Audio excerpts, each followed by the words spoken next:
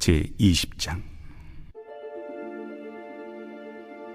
천국은 마치 품꾼을 얻어 포도원에 들여보내려고 이른 아침에 나간 집주인과 같으니 그가 하루 한 데나리온씩 품꾼들과 약속하여 포도원에 들여보내고 또 제3시에 나가보니 장터에 놀고 서 있는 사람들이 또 있는지라 그들에게 이르되 너희도 포도원에 들어가라 내가 너희에게 상당하게 주리라 하니 그들이 가고 제6시와 제9시에 또 나가 그와 같이 하고 제11시에도 나가보니 서 있는 사람들이 또 있는지라 이르되 너희는 어찌하여 종일토록 놀고 여기 서 있느냐 이르되 우리를 품꾼으로 쓰는 이가 없음이니이다 이르되 너희도 포도원에 들어가라 하니라.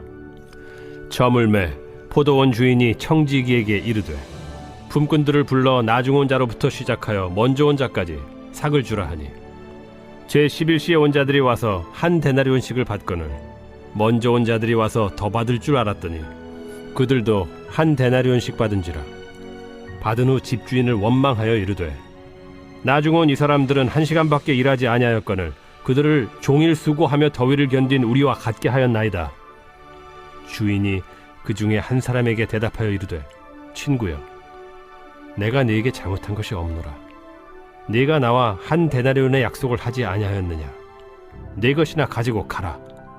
나중 온 이 사람에게 너와 같이 주는 것이 내 뜻이니라. 내 것을 가지고 내 뜻대로 할 것이 아니냐. 내가 선함으로 네가 악하게 보느냐.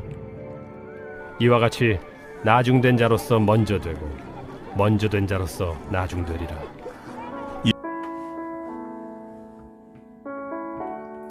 이 세상은 우열의 개념이 지배를 하고 있죠. 쉽게 말하면 이제 많이 일한 사람이 많이 보상을 받고 적게 일한 사람은 적게 보상을 받는 것이죠. 세상에서는 이것이 당연한 이치고 공평공이라고 생각을 합니다. 그러나 이 천국은 이런 우열의 개념이 적용되는 것이 아니죠. 오히려 천국은 우리가 보기에는 역전 현상이 일어나는 거예요. 지금 부자 청년에서부터 시작해서 계속 강조하고 있는 원리가 뭡니까? 나중된 자가 먼저 되고 먼저 된 자가 나중된다 라는 것이죠. 오늘 주님은 이 포도원 품꾼들에 대한 비유를 통해서 다시 한번 이 주제를 말씀해 주고 있죠. 이 당시 사람들은 이제 대부분 직업이 없거나 이 작은 땅을 지주로부터 빌려서 경작하는 그런 소작농들이 많았어요. 이 직업이 없는 사람들은 아침 일찍부터 장터에 나가서 일거리를 찾아요. 그럼 이제 지주들이 이런 사람들에게 이제 일당을 약속하고 일을 시키죠.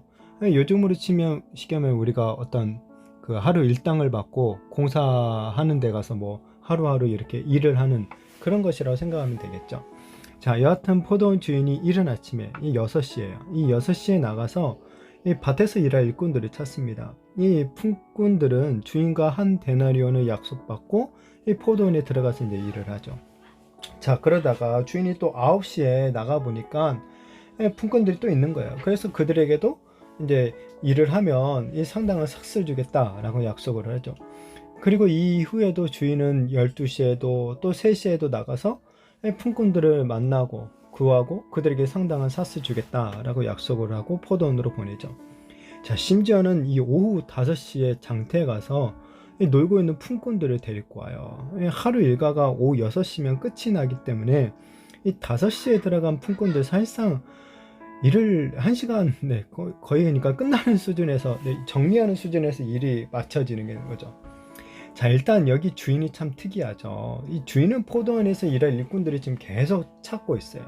주인이 일꾼을 계속 찾는 이유는 뭡니까? 포도원에서 해야 될 일이 그만큼 많기 때문에 그런 것이죠. 앞에 9장에서도 예수님께서 추수할 것은 많은데 일꾼이 없다라는 그런 말씀하셨죠. 하나님 나라를 위해서 해야 될 일이 많지만 사람이 부족하다라는 거예요. 주인은 시간에 상관없이 포도원의 일꾼들을 한 명이라도 더 들여보내서 추수를 하려고 애쓰고 있는 모습을 보여주죠. 이것이 바로 하나님의 마음이라는 거예요. 포도원은 천국이고 주인은 하나님이시죠. 하나님은 한 영혼이라도 더 천국에 보내고자 이른 아침부터 늦은 오후까지 나가서 이 사람들을 찾아다니시는 거죠. 한 영혼이라도 잃어버리지 않는 것이 하나님의 뜻이죠. 우리도 이러한 마음으로 잃어버린 한 영혼을 이 찾는 자들이 되어야 하는 것이죠. 자, 일과가 이제 끝나자 주인이 품꾼들에게 일당을 줍니다. 그런데 가장 늦게 온 품꾼으로부터 일당을 줘요, 순서가. 자, 5시에 와서 1시간만 일한 일꾼에게 주님께서 한 데나리온을 줘요. 가장 늦게 와서 가장 적게 일한 사람에게 한 데나리온을 주는 것을 보니까 이제 기대를 하는 거죠. 사람들이 누가 제일 많이 기대했겠습니까? 당연히 아침 6시부터 가장 먼저 와서 가장 많이 일한 사람들이 일당을 더 받겠구나 이 기대를 했겠죠. 자, 그런데 주인이 가장 먼저 온 품꾼들에게도 똑같이 한 데나리온만 주는 겁니다. 자, 그러자 먼저 와서 가장 많이 수고한 품꾼들이 주인에게 화를 내죠. 억울함을 표출합니다. 자신들을 이 늦게 온 품꾼들과 똑같이 대우했다라고 하면서 이런 주인의 처사가 불공평하다라고 항의하는 거죠.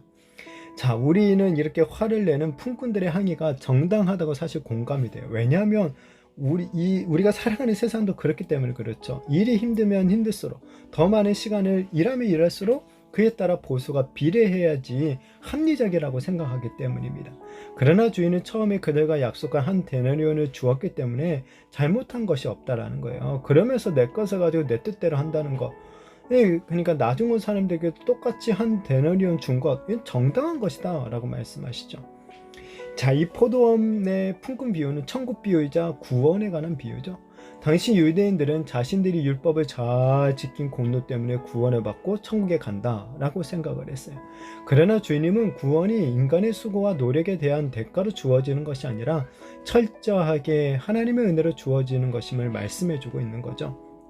품꾼들이 한 데나리온이라는 일당을 받을 수 있었던 것은 주인이 그들을 불렀기 때문에 그런 거예요. 만약 주인이 그들을 부르지 않았다면 그들은 한 데나리온커녕 한 푼도 받지 못했을 거예요.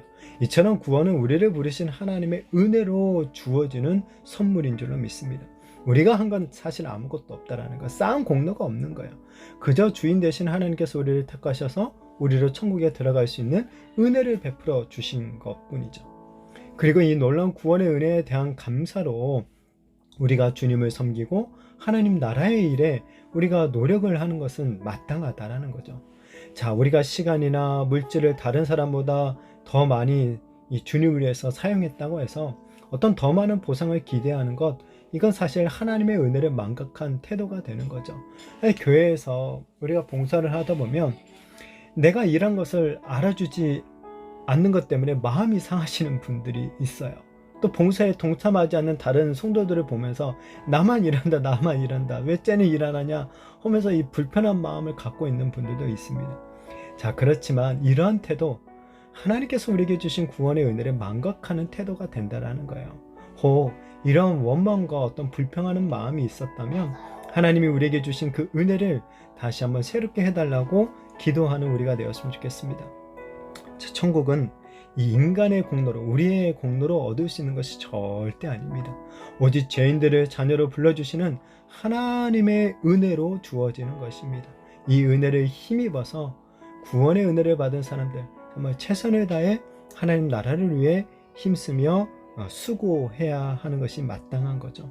다른 사람과, 우리가 옆에 있는 사람과, 특별히 우리가 이 사람을 일하네 못하네 어쩌네 저쩌면서 평가하고 판단하고 그럴 것이 아니라 정말 조건 없는 하나님의 사랑을 우리가 그대로 이웃들에게도 정말 조건 없이 나누며 살아가는 하나님의 그런 은혜를 깨닫고 경험하고 또한 그 은혜를 온전히 나누며 살아갈 줄 아는 그런 저와 우리 모든 성도님들이 되시기를 예수님의 이름으로 축복합니다.